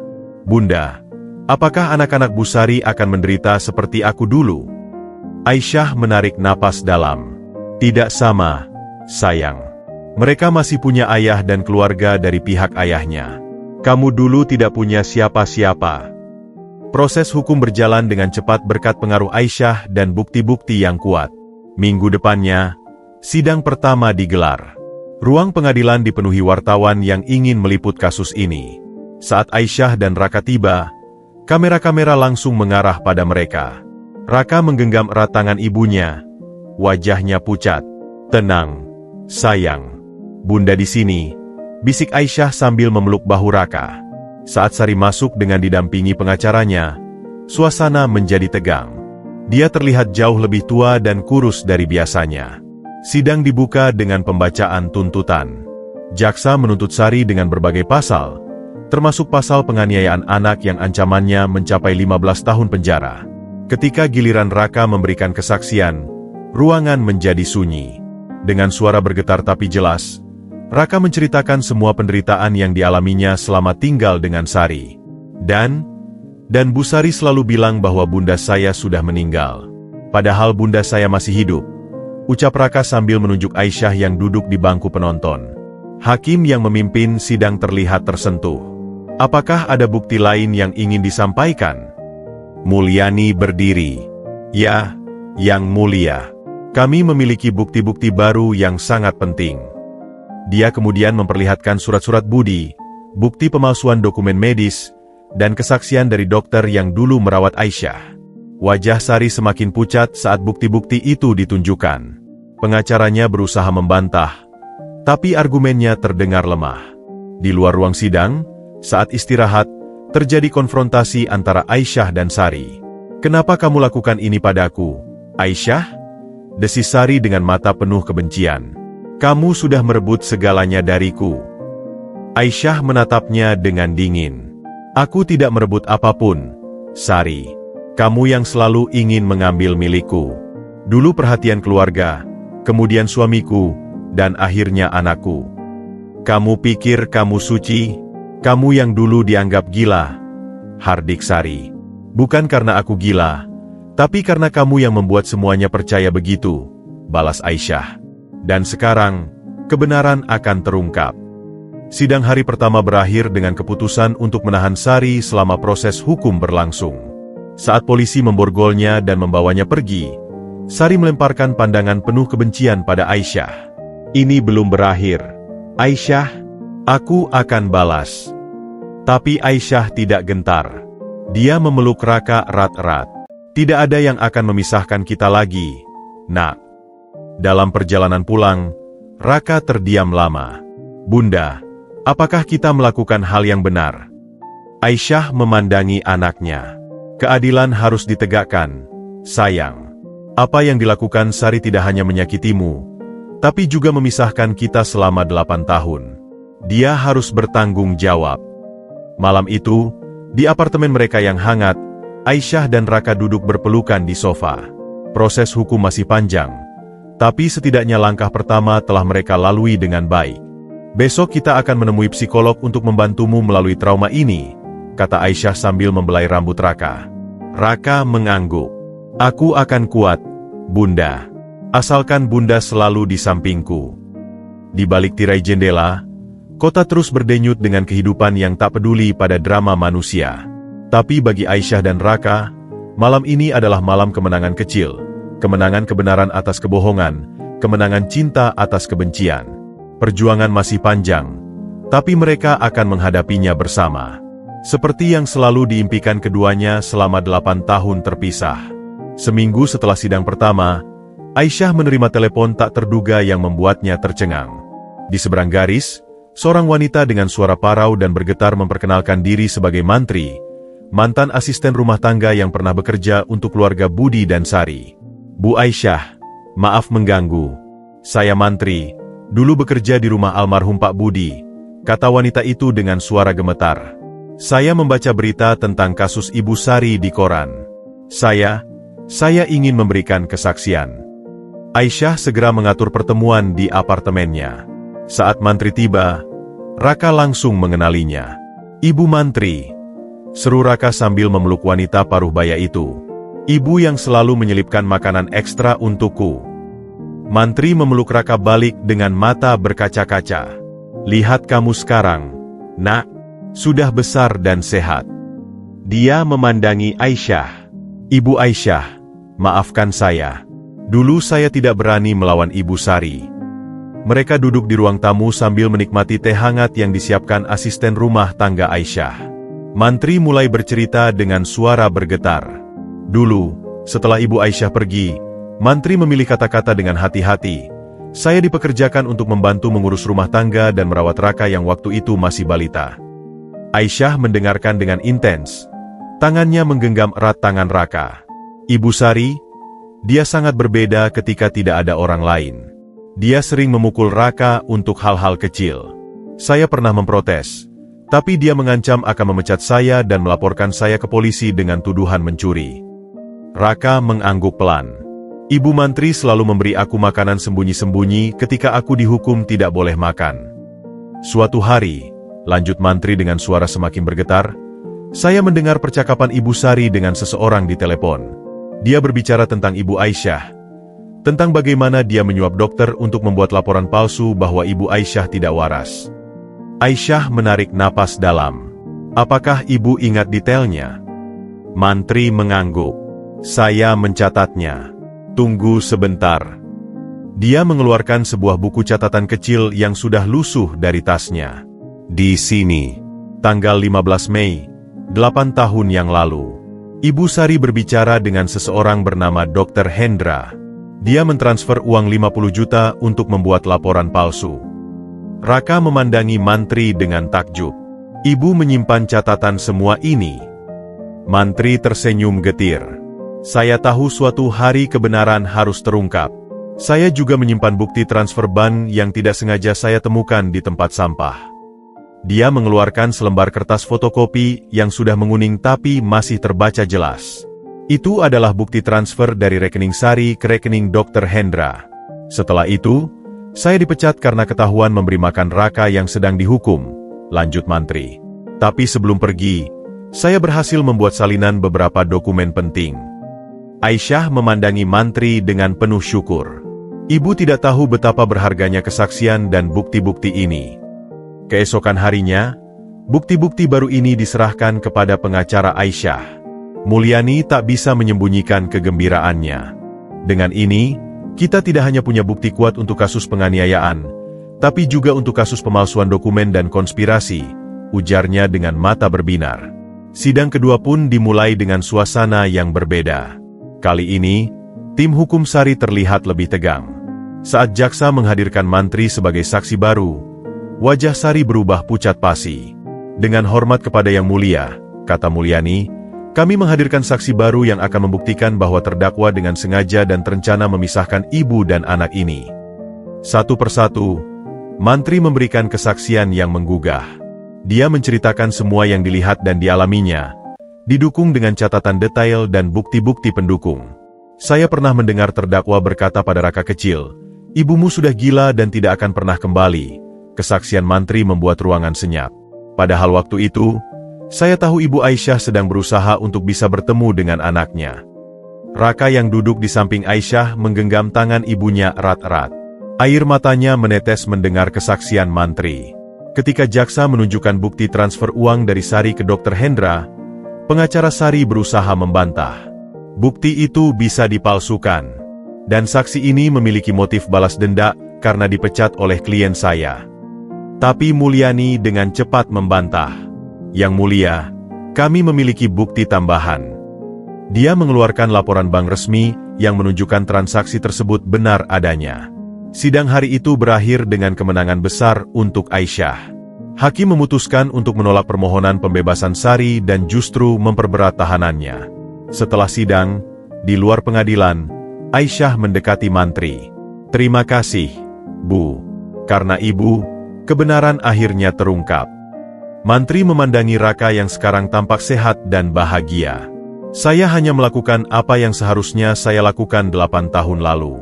Maafkan saya, Bu Aisyah, maafkan saya, Raka, karena tidak berani berbicara lebih dulu." Raka memeluk mantri. "Tidak apa-apa, Ibu Mantri. Ibu sudah berbuat yang terbaik yang Ibu bisa." Malam itu, di apartemen Aisyah, mereka mengadakan makan malam kecil bersama mantri. Untuk pertama kalinya sejak proses hukum dimulai, Aisyah merasa lega. "Bunda," kata Raka saat mereka berdua sendirian di balkon setelah mantri pulang, "sekarang apakah semua sudah berakhir?" Aisyah memeluk bahu Raka. "Belum sepenuhnya, sayang. Masih ada beberapa sidang lagi. Tapi dengan bukti-bukti baru ini, posisi kita sangat kuat." Raka memandang bintang-bintang di langit. "Ayah pasti senang melihat kita sekarang bersatu lagi dan berjuang untuk keadilan." Aisyah tersenyum. "Iya, Nak. Ayah pasti bangga padamu. Kamu sangat berani." Dengan setiap bukti yang terungkap, dengan setiap kebenaran yang terkuak, luka-luka masa lalu mereka mulai sembuh. Mereka mungkin tidak akan pernah melupakan apa yang terjadi, tapi setidaknya sekarang mereka bisa menghadapi masa depan dengan lebih ringan. Kebenaran memang terkadang menyakitkan, tapi seperti kata Aisyah pada Raka malam itu, lebih baik sakit karena kebenaran daripada nyaman dalam kebohongan. 6 bulan telah berlalu sejak sidang terakhir. Pagi itu, ruang sidang pengadilan negeri dipenuhi oleh para wartawan dan pihak-pihak yang berkepentingan. Hari ini adalah hari yang ditunggu-tunggu, pembacaan putusan akhir dalam kasus Sari. Aisyah dan Raka duduk tenang di bangku penuntut. Tangan mereka terkatup erat. Raka, yang kini telah berusia 9 tahun, tampak lebih dewasa dan percaya diri. Pakaiannya yang rapi dan posturnya yang tegak menunjukkan betapa baiknya dia dirawat selama setengah tahun terakhir. "Yang mulia, kami telah mempertimbangkan semua bukti dan kesaksian dalam persidangan ini," ucap Ketua Hakim dengan suara lantang yang memenuhi ruangan. "Terdakwa terbukti secara sah dan meyakinkan bersalah melakukan tindak pidana penganiayaan terhadap anak, penelantaran orang yang perlu ditolong, pemalsuan dokumen, dan konspirasi memisahkan hubungan ibu dan anak." Sari, yang duduk di kursi terdakwa, tampak menunduk lesu. Wajahnya pucat dan kurus, berbeda jauh dengan penampilannya yang dulu. Dengan mempertimbangkan semua faktor, termasuk dampak psikologis yang dalam dan berkepanjangan terhadap korban, serta tidak adanya penyesalan sejati dari terdakwa, hakim berhenti sejenak, melihat ke arah Raka dan Aisyah, maka pengadilan memutuskan, menjatuhkan hukuman kepada terdakwa Sari selama 12 tahun penjara. Ruang sidang gempar. Beberapa wartawan bergegas keluar untuk menyiarkan berita ini. Sari terlihat limbung dan hampir pingsan, didukung oleh petugas kepolisian. Setelah sidang usai, di luar pengadilan, Aisyah dan Raka menghadapi lautan wartawan. "Bu Aisyah, apa komentar Ibu tentang putusan ini? Bagaimana perasaan Raka sekarang? Apakah Ibu merasa puas dengan hukuman ini?" Aisyah mengangkat tangan untuk menenangkan kerumunan. "Saya dan Raka berterima kasih kepada sistem peradilan kita yang telah menegakkan keadilan. Ini bukan tentang balas dendam, tapi tentang pertanggungjawaban." Dia memandang Raka yang berdiri tegak di sampingnya. "Yang paling penting bagi saya adalah Raka sekarang bisa tumbuh dengan aman dan bahagia, tanpa trauma masa lalu yang terus menghantuinya." Raka mengambil langkah maju, suaranya jelas dan penuh keyakinan.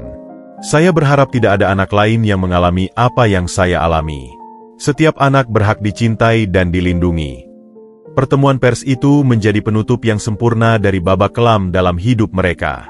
Dalam perjalanan pulang, Raka terdiam memandang keluar jendela mobil. "Ada yang mengganggu pikiranmu, sayang?"